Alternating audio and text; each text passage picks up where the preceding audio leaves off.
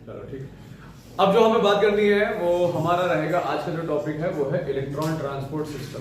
पहली बात समझो ये है क्या।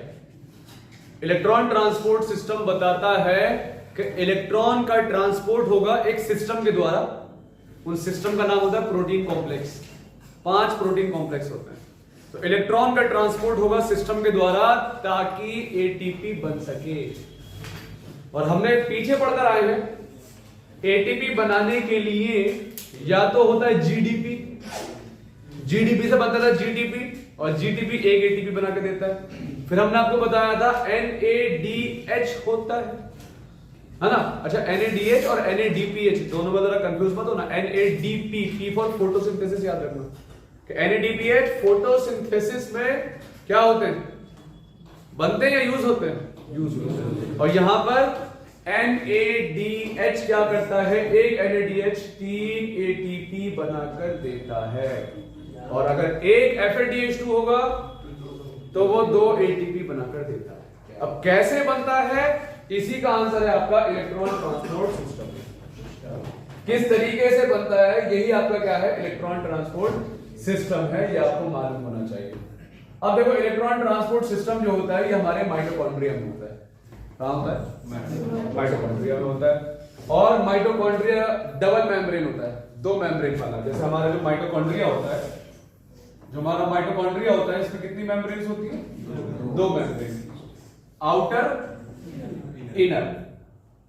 ठीक है, आउटर और इनर मेम्ब्रेन होती है। और दोनों के बीच जो स्पेस होती है इसको बोलते हैं इंटर मेम्ब्रेन स्पेस। क्या बोलते हैं, दोनों मेम्ब्रेन के बीच वाली स्पेस का नाम होता है इंटर मेम्ब्रेन स्पेस।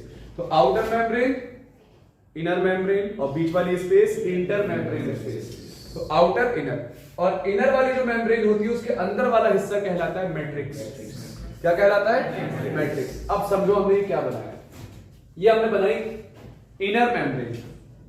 एनसीईआरटी में देखते चलेंगे साथ साथ।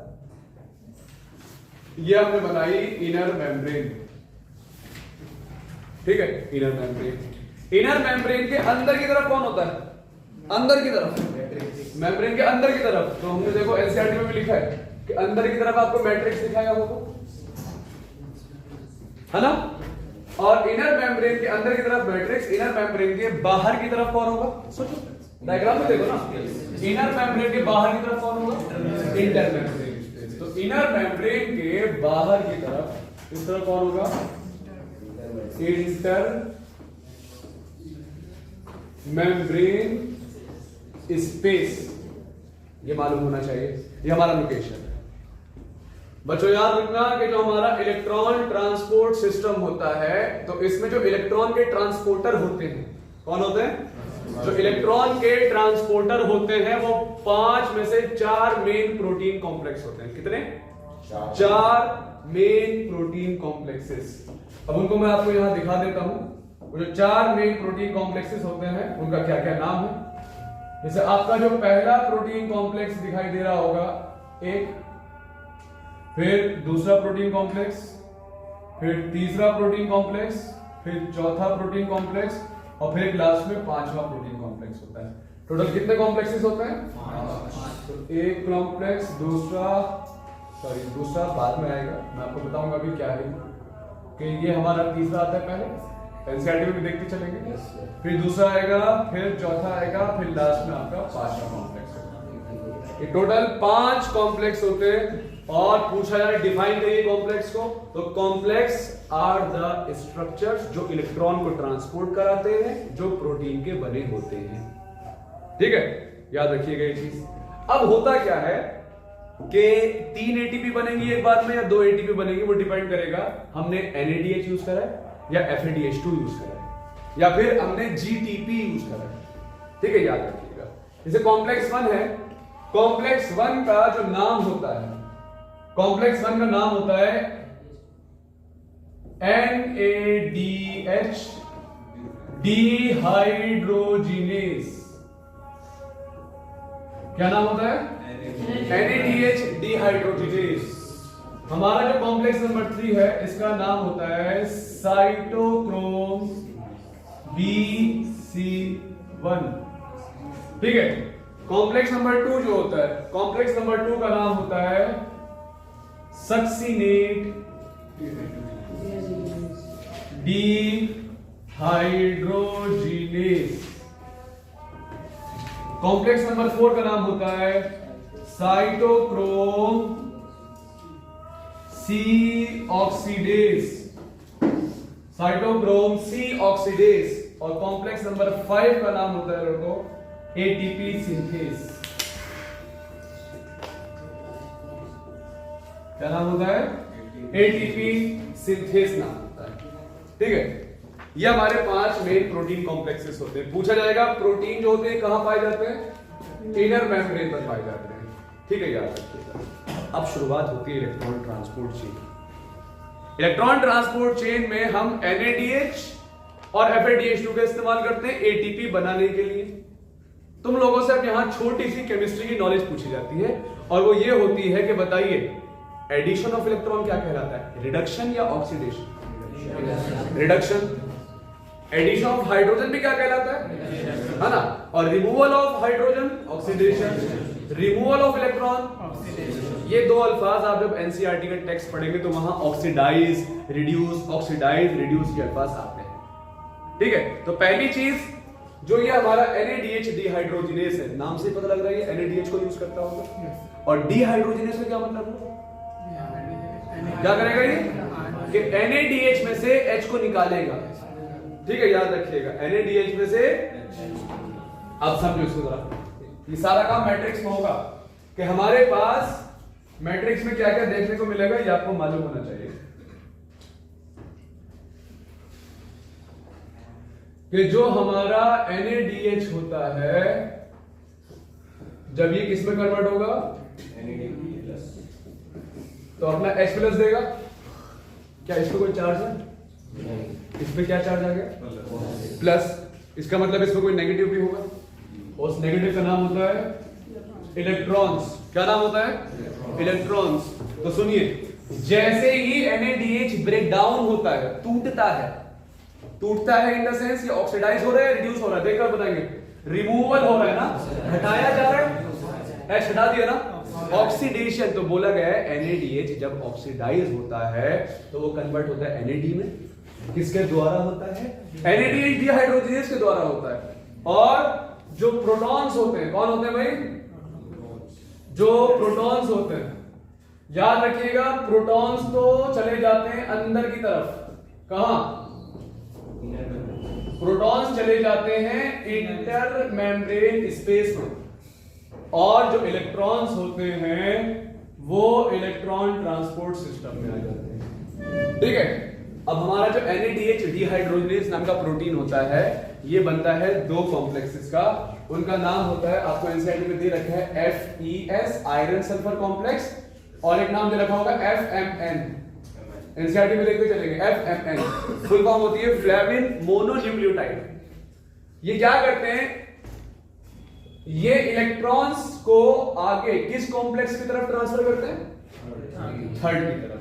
तो याद रखिएगा कॉम्प्लेक्स थर्ड की तरफ जो इलेक्ट्रॉन ट्रांसफर होते हैं, अच्छा खुद नहीं होते हैं, उसको ट्रांसफर कराने वाला एक प्रोटीन होता है यूबीक्विनोन। क्या नाम होता है? यूक्यू का मैं फुल फॉर्म लिख देता हूं, यूबीक्विनोन। अच्छा बच्चों बताएंगे यूबीक्विनोन जब इलेक्ट्रॉन लेगा तो वो रिड्यूस हुआ या ऑक्सीडाइज हुआ? मैं यूबीक्विनोन हूं, मैंने अपने अंदर इलेक्ट्रॉन ले लिया तो मैं रिड्यूस हो गया ना। इलेक्ट्रॉन मतलब माइनस चार्ज, बोझ, नेगेटिविटी ले ली तो हम रिड्यूस हो गए। तो यूबीक्विनोन जब रिड्यूस होता है तो याद रखना ये फॉर्म करता है यूबीक्विनोल, UQH। UQH का फुल फॉर्म होता है यूबीक्विनोल। ठीक है, कब होता है ये? ऑक्सीडाइज या रिड्यूस? रिड्यूस। और ये जो UQH होता है याद रखना ये अपना इलेक्ट्रॉन किसको देता है? किसको देता है भाई? Cytochrome BC1। किसको देता है? Cytochrome BC1। ठीक है, ये तो काम हुआ NADH के साथ। क्या NADH बनता था खाली सिट्रिक एसिड साइकिल में? क्या FADH2 नहीं बनता था? बनता था ना। FADH2 को तोड़ने वाला होता है सक्सिनेट डिहाइड्रोजिनेस। कौन होता है? और सक्सीनेट डिहाइड्रोजनेज में क्या होगा, जो सक्सीनिक एसिड होता है वो किस में कन्वर्ट होता है, फ्यूमेरेट में। किसमें, फ्यूमेरेट। और याद रखना जो प्रोटॉन तो अंदर की तरफ चले जाते हैं, क्योंकि जब कभी भी डिहाइड्रोजनेशन होगा मतलब हाइड्रोजन निकाला जाएगा तो हाइड्रोजन किस फॉर्म में आ जाता है, ये इस रिएक्शन से समझिए। जैसे ही इससे हाइड्रोजन निकला किस फॉर्म में आया और वो कहां ट्रांसफर कर दिया जाता है, इंपॉर्टेंट है, इंटर मेम्ब्रेन जो स्पेस होती है उसके अंदर प्रोटॉन की मात्रा क्या हो रही है, बढ़ेगी, प्रोटॉन की मात्रा बढ़ेगी, याद रखिएगा।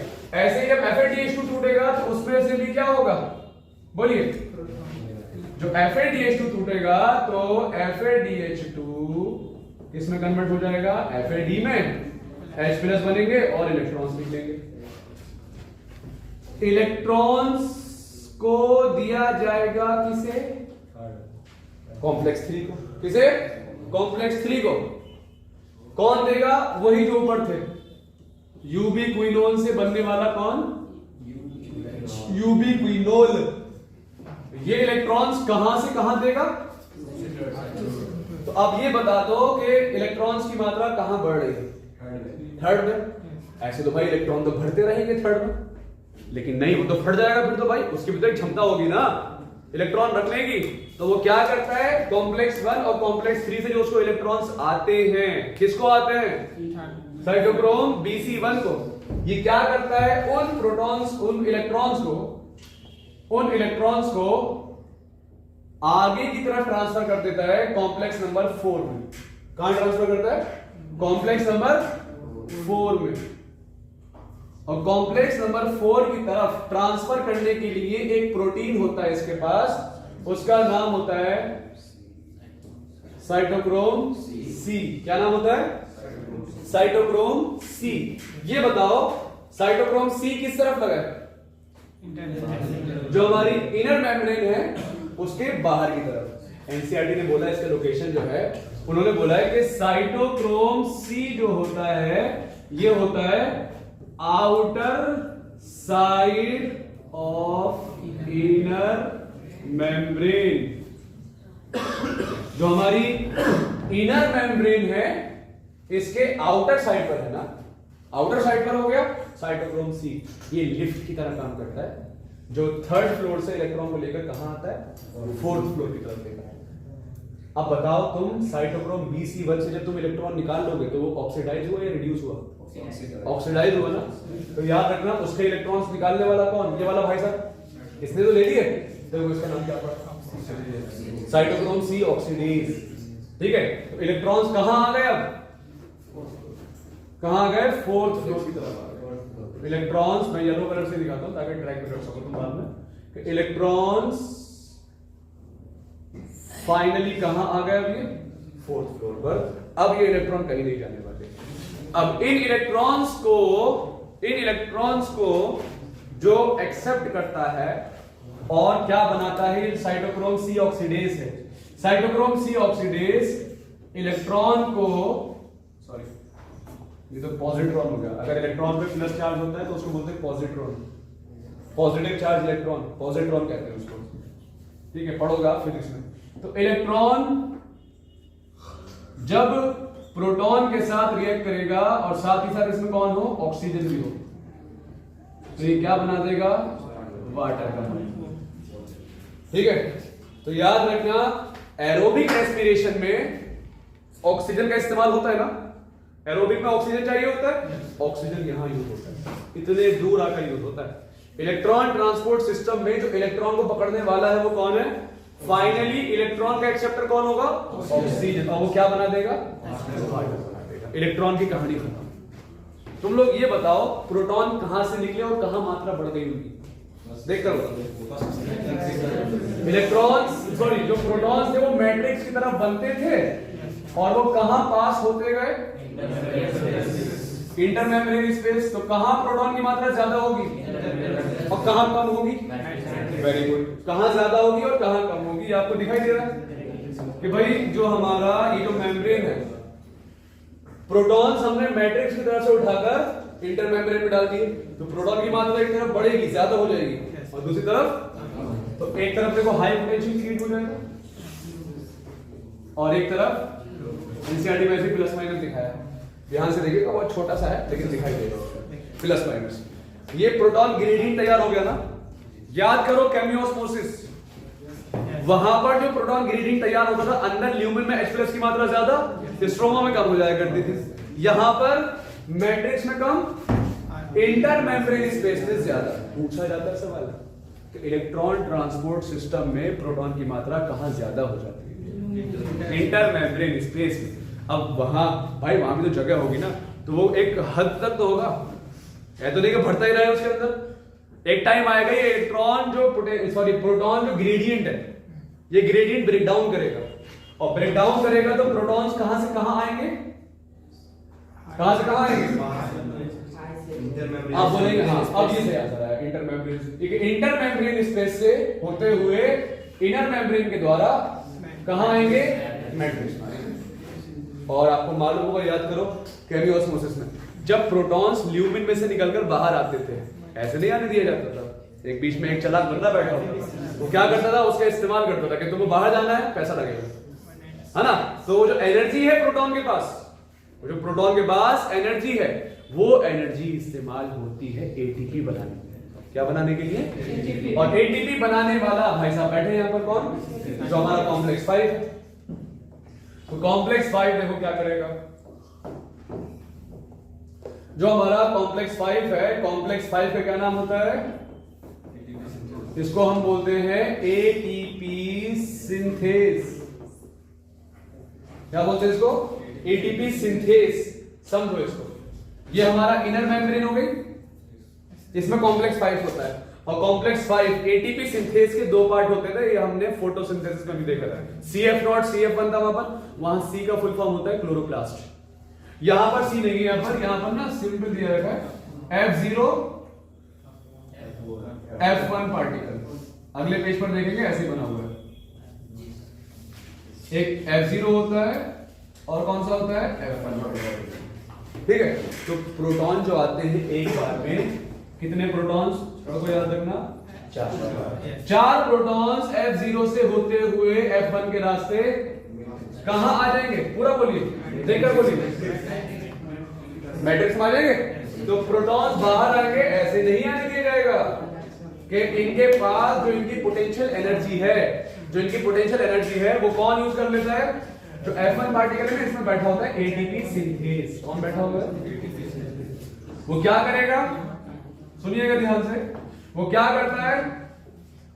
वो एडीपी और इनऑर्गेनिक फॉस्फेट को लेकर क्या बना देता है? एटीपी बना देता है। अब कितने एटीपी बनेंगे डिपेंड करेगा, आपने NADH यूज करा तो 3 एटीपी बनेंगे, FADH2 यूज करा तो 2 एटीपी बनेंगे। ठीक है, ये हमारा इलेक्ट्रॉन ट्रांसपोर्ट सिस्टम होता है, ये हमारा इलेक्ट्रॉन ट्रांसपोर्ट सिस्टम है। ये पूरा क्लियर है? दोबारा से एक बार देखेंगे, मैं इसको छोटा करके दिखाता हूं आपको कि ये जो हमारा है,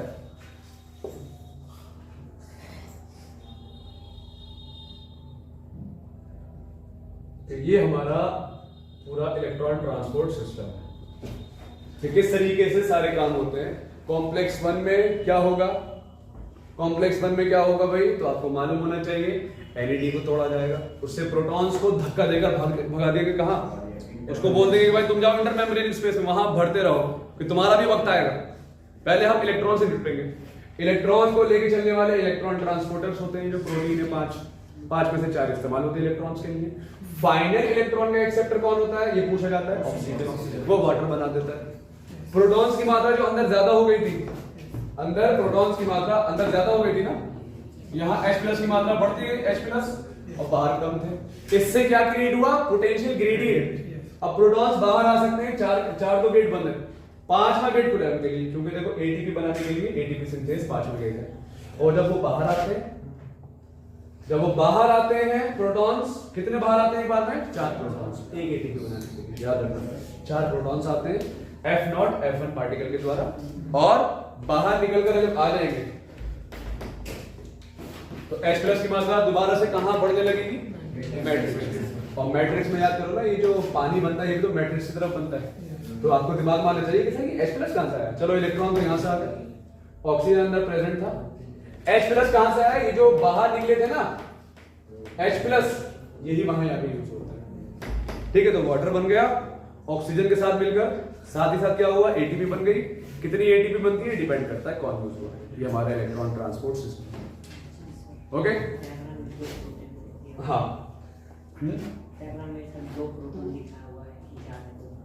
एक्चुअली 4 प्रोटॉन होते हैं। जब हम पढ़ते हैं ना इसके जो डेटा होता है हमारे पास, जब एनसीईआरटी पढ़िएगा तो उसमें 4 प्रोटॉन दिया जाएगा। ठीक है, 4, तो 4 प्रोटॉन्स होते हैं। कितने? 4H+ होते हैं। पुरानी एनसीईआरटी में 2H+ दे रखे हैं, ये भी याद है। नई एनसीईआरटी में 4H+ दे रखे हैं। ठीक है, चलो अब आगे हमारा जो है वो है हमारा सेकंड लास्ट है हमारा एम्फीबोलिक पाथवे। ये क्या होता है ये भी समझ लो।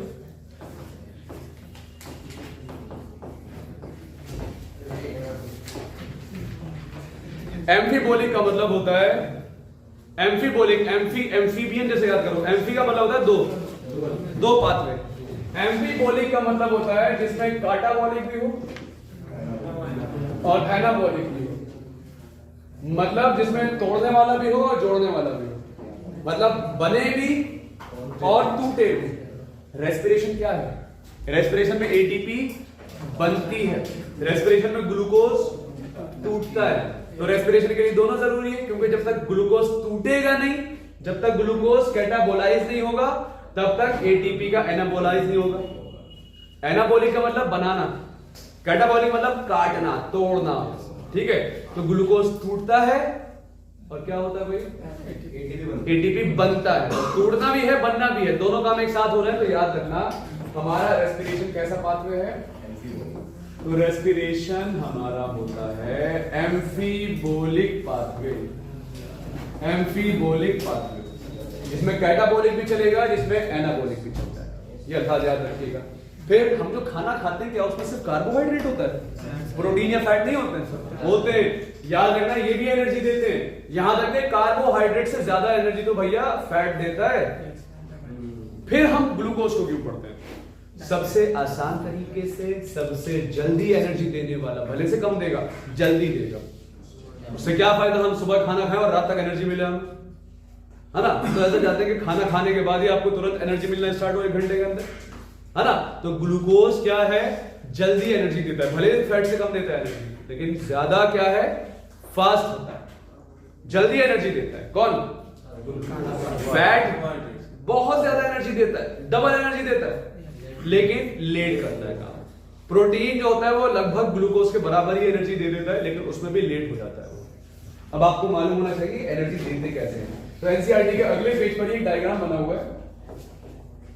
अगले पेज पर एनसीईआरटी में डायग्राम बना हुआ, वो आप देख पा रहे होंगे कि किस तरीके से हमारे पास जो एम्फीबोलिक पाथवे है, इसमें तो हमने देखो सबसे पहले ग्लूकोज दिखाया होगा, बिल्कुल सेंटर में देखा कि ग्लूकोज से ग्लूकोज 6 फॉस्फेट बनाया होगा, फिर फ्रक्टोज से ग्लाइकोलाइसिस है ना, बाइफॉस्फेट होता है ना। अच्छा, यही बिसफॉस्फेट जो होता है, इसी से हमारे 2 हिस्से बनते थे, याद कीजिए। एक बनता था डाइहाइड्रोक्सी एसीटोन फॉस्फेट और कौन बनता था? फॉस्फोग्लिसरेल्डिहाइड। और फिर ये कन्वर्ट होता था पाइरुविक एसिड में, पाइरुविक एसिड से बनता था एसिटाइल कोएंजाइम में, और वो फाइनली कहां जाता था? वो फाइनली जाता था हमारा ऐसे बना हुआ होगा क्रेब्स साइकिल में। और कितनी एटीपी निकलती थी? 30 एटीपी, है ना? ये हो गया। व्हाट इफ अगर हम परेशानी में हैं और हमें फैट से एनर्जी चाहिए? फैट से क्या होगा? तो याद रखना, वैसे तो नॉर्मली हम कभी भी प्योर फैट या प्योर प्रोटीन नहीं लेते। खाना जो खाते हैं उसमें खाली प्रोटीन थोड़ी ना होता है, मिक्सचर होता है ना। और ग्लूकोज का ऐसा क्यों यूज हुआ? जल्दी काम करता है। पूछा गया था वाई प्योर फैट या प्योर प्रोटीन क्यों यूज नहीं कर सकते हम एनर्जी निकालने में जल्दी? याद रखना, प्योर फैट और प्योर प्रोटीन कॉम्प्लेक्स होते हैं, इनको तोड़ने में टाइम बहुत लग जाता है। हम चाहते हैं कि हमारी बॉडी जैसे हम खाना खाएं जल्दी एनर्जी मिले तुरंत, तो वो काम करने के लिए ग्लूकोज आगे आता है। एनर्जी ये भी देते हैं, लेकिन ये थोड़ा लेट एनर्जी देते हैं, याद रखिएगा। सबसे पहले जो फैट्स होते हैं ये डायरेक्ट हमारे ये एनर्जी देते भी नहीं है, फैट्स को पहले कन्वर्ट करना पड़ता है फैटी एसिड और किसमें ग्लिसरॉल में कन्वर्ट करना होता है। पहले किसमें कन्वर्ट करना होता है कि जो हमारे फैट्स होते हैं, फैट्स कन्वर्ट होते हैं हमारे किसके अंदर, कि फैटी एसिड, और किसमें ग्लिसरॉल में कन्वर्ट होते हैं हमारे फैट्स, ये आपको मालूम होना चाहिए। और फिर जो हमारे फैटी एसिड्स होते हैं, फैटी एसिड डायरेक्टली किसमें कन्वर्ट होते हैं, ये आपको मालूम होना चाहिए। ये फैटी एसिड डायरेक्टली कन्वर्ट होता है एसिटाइल कोएंजाइम ए में। और याद रखना फैटी एसिड जो एसिटाइल कोएंजाइम ए में कन्वर्ट होता है, इसके लिए जो प्रोसेस होता है उसका नाम होता है बीटा ऑक्सीडेशन। क्या नाम होता है? तो बीटा ऑक्सीडेशन होगा तब जाकर fatty acid acetyl coenzyme A में कन्वर्ट होगा और फिर वो क्रेब्स साइकिल में जाएगा और एटीपी बनाकर देगा। अब आपके दिमाग में आना चाहिए कितनी एटीपी होती है। याद रखना अगर फैटी एसिड यूज करते हैं, फैटी एसिड बहुत अलग अलग टाइप के होते हैं। मैं आपको एक फैटी एसिड बताता हूं, 16 कार्बन होते हैं उसमें। 16 कार्बन का फैटी एसिड का नाम होता है पामिटिक एसिड। यह हमने बायोमोलिक्यूल में पढ़ा था। पामिटिक एसिड जो फैटी एसिड अगर तुम यूज करोगे तो याद रखना ये फाइनली जो एनर्जी बना के देगा उसमें 129 एटीपी बनती है। कितनी एटीपी? ऑलमोस्ट 4 गुना है। ठीक है, 129 एटीपी बनाकर देता है। अगर हम ग्लिसरॉल देखें, कौन ये हम किस तरह लिख देते हैं, पामिटिक एसिड 129 एटीपी। अगर ग्लिसरॉल देखा जाए तो ग्लिसरॉल बच्चों पहले कन्वर्ट होता है डाइहाइड्रोक्सी एसीटोन फॉस्फेट में। किसमें? और डाइहाइड्रोक्सी एसीटोन फॉस्फेट में इसको कन्वर्ट करने वाला होता है एक एंजाइम, उसका नाम होता है ग्लिसरॉल डीहाइड्रोजिनेस। कौन होता है? Glycerol dehydrogenase. वो किसमें कन्वर्ट करता है उसको? डाइहाइड्रोक्सी एसीटोन फॉस्फेट में, और फिर डाइहाइड्रोक्सी से स्टार्टिंग हो जाएगी, पायरुविक एसिड बनेगा एसिटाइल कोएंजाइम में, और फिर एनर्जी। ठीक है, इसमें भी जो एनर्जी मिलती है ग्लिसरॉल से भी काफी एनर्जी मिलती है, वेरी करता है। बात आती है, ये तो हमने फैट की बात कर ली, ग्लूकोज कार्बोहाइड्रेट हो गया। तीसरा कौन होता है? प्रोटीन। अब प्रोटीन और देखो, जो प्रोटीन होते हैं, प्रोटीन सबसे पहले कन्वर्ट होते हैं अमाइनो एसिड में टूटकर। ठीक है, किसमें कन्वर्ट होते हैं? अमाइनो एसिड में। और अमाइनो एसिड में जब प्रोटीन कन्वर्ट होते हैं तो याद रखिएगा अमाइनो एसिड्स पहले कन्वर्ट होते हैं किसमें? पायरुविक एसिड में। अमाइनो एसिड का पायरुविक एसिड में कन्वर्ट होना कहलाता है डीएमिनेशन। क्या कहलाता है? ठीक है। अच्छा, अमाइनो एसिड हमने बायोमोलिक्यूल में पढ़े होते हैं, 20 डिफरेंट टाइप के अमाइनो एसिड्स होते हैं। तो सारे अमाइनो एसिड एक तरीके की एनर्जी थोड़ी ना देंगे, सबके वैरायटी होती है। तो आपको टेक्स्ट में दे रखा होता है कि जब ये अमाइनो एसिड डीएमिनेशन के जरिए पायरुविक एसिड में कन्वर्ट होगा, फिर एसिटाइल कोएंजाइम ए में कन्वर्ट होगा, फिर क्रेब्स साइकिल में जाएगा, तो याद रखना कितनी एटीपी बनती है? 2 से लेकर 36 के बीच एटीपी बनती है, 2 to 36। तो देखो करीब करीब ग्लूकोज के बराबर ही है ना, करीब करीब ग्लूकोज के बराबर ही है, याद रखना। ठीक है, तो ये आपको याद रहना चाहिए कि 38 एटीपी ग्लूकोज में, सबसे ज्यादा बनती है फैट में 129 के करीब, और ठीक है, और करीब करीब बराबर ही है किसके? ठीक है, प्रोटीन। और ये हमारा एम्फीबोलिक पार्ट होता है कि कार्बोहाइड्रेट भी यूज कर सकते हो, प्रोटीन भी यूज कर सकते हो, फैट भी यूज कर सकते हो। लास्ट हमारा इसमें आता है और वो है हमारा रेस्पिरेटरी क्वेश्चन।